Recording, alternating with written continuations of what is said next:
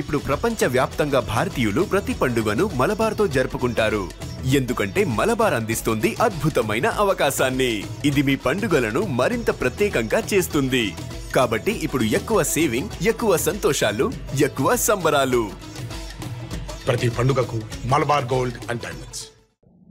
ఒక పరిస్థితులను గమనించి తక్షణం అతన్ని రిమాండ్ చేయాలనే ఉద్దేశంతో సుమారు 10:30-11 మధ్యలో అతన్ని గౌరవ మేజిస్ట్రేట్ గారి సమక్షంలో ప్రవేశపెట్టి జ్యుడిషియల్ రిమాండ్ కోరడానికి ప్రయత్నించే క్రమంలో నారాయణరావు తప్పించుకోవడం, ఆ యొక్క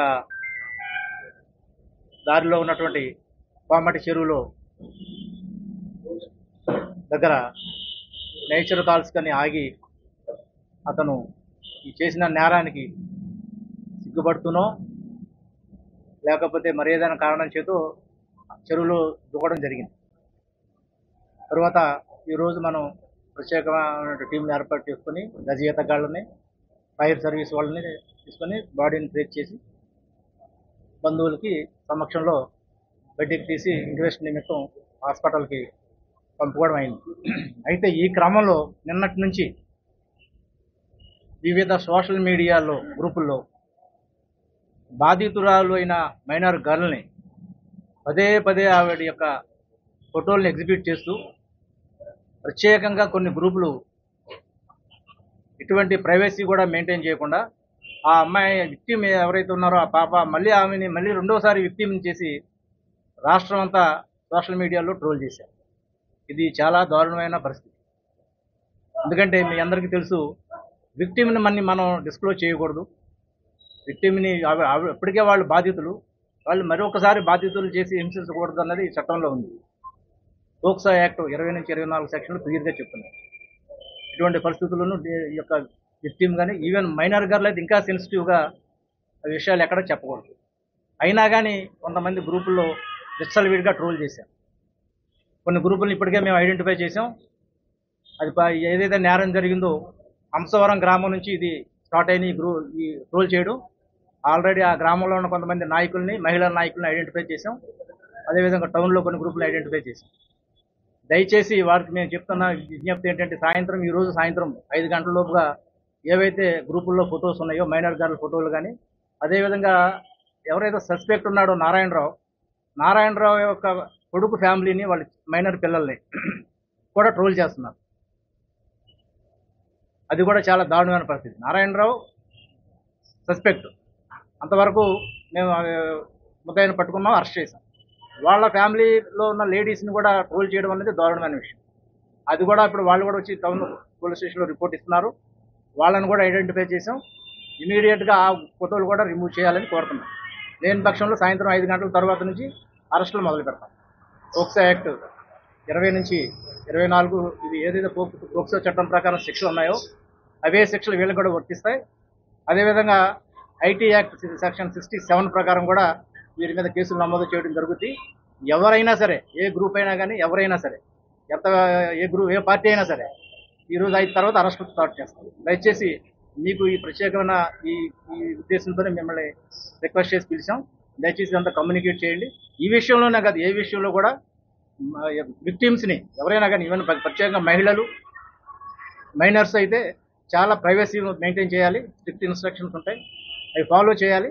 అవి వైలేట్ అయినాయి కాబట్టి వాళ్ళందరి మీద స్ట్రింజెంట్ యాక్షన్ తీసుకుంటామని చెప్పి మీ ద్వారా వాళ్ళకి తెలియజేస్తాం. మీరు ఐడెంటిఫై చేసిన గ్రూప్స్ ఏదైతే ఒక పార్టీకి కానీ లేదంటే ఒక గ్రూప్ ఫామ్ చేసి చేశారనుకుంటారా, లేకపోతే ఒక పార్టీకి సంబంధించి ఒక పార్టీకి చెందిన గ్రూపులు ఎక్కువగా ట్రోల్ అయినాయి. ఇండివిజువల్ గ్రూపుల్లో కూడా ట్రోల్ అయినాయి.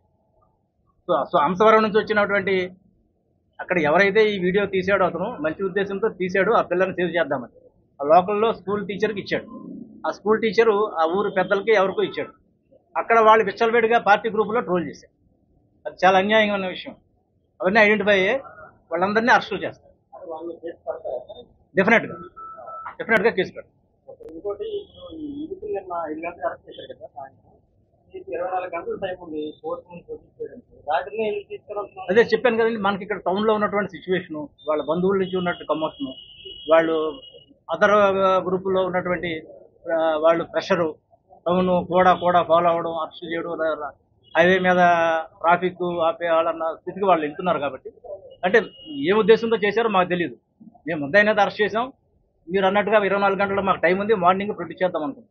కానీ అప్పుడు ఉన్న సిచ్యువేషన్ బట్టి మనం 10 తర్వాత ఇక మన దగ్గర పెట్టుకోవడం సేఫ్ కాదు, మళ్ళీ ఎక్కువ ప్రొటెక్షన్ ఇవ్వాల్సి ఉంటుందనే ఉద్దేశంతో ఆ టైంలో గౌరవ మేజిస్ట్రేట్ గారిని రిక్వెస్ట్ చేసి పంపించాలని నిర్ణయించాం.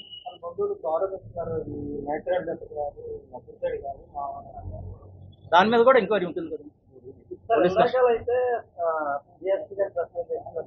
కాలకృత్యాల దృష్ట్యా ప్రతి మానవసరం ఉంటాయి కాబట్టి వాళ్ళ అవసరం ఇచ్చి అతను నేను కాలకృత్యాలు తీసుకోవడానికి పంపించాను. ఇప్పుడు మీరు ఇచ్చిన వయసులో అయితే తప్పించుకున్నారని ఒక పదం వాడారు. మరి ఎలా అంటే అతను తప్పించుకోవడానికి కాలకృత్యాలు కానీ దిగి కాలకృత్యాల నిమిత్తం దింపాం.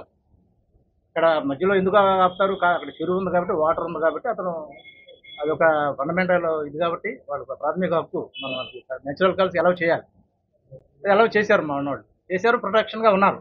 హెవీ రెయిన్ ఉంది, చీకటి ఉంది. అతను అది అయిన తర్వాత లాబొరేటరీకి వెళ్ళిన తర్వాత చెరువు దగ్గరికి వెళ్ళాడు.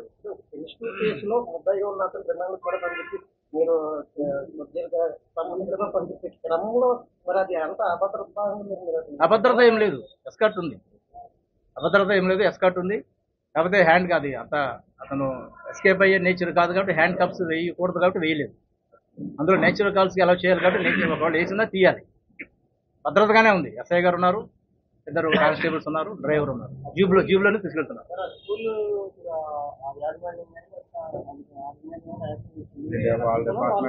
అది ఆల్రెడీ ఎడ్యుకేషన్ డిపార్ట్మెంట్ నిన్న వచ్చి వాళ్ళు వెరిఫై చేస్తున్నారు రికార్డ్స్.